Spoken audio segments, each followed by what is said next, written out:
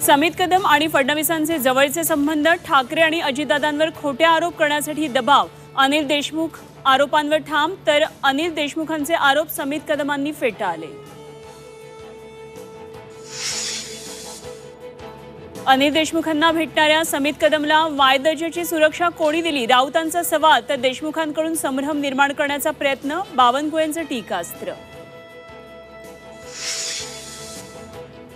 महाराष्ट्रातही मणिपूरसारखी परिस्थिती निर्माण होण्याचा धोका, शरद पवारांची पंतप्रधान मोदींवर टीका, तर पवार निवडणुकीच्या तोंडावर दंगल घडवण्याची भाषा करतात, फडणवीसांची उंची कमी करण्याचा प्रयत्न, बावनकुळेंची टीका।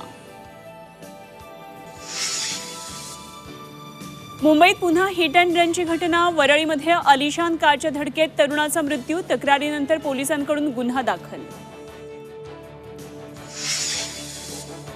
खडकवासला धरणातून 22,880 क्युसेक पाण्याचा विसर्ग, पुण्यातल्या बाबा भिडे पूल पाण्याखाली, पूल वाहतुकीसाठी पूर्णपणे बंद।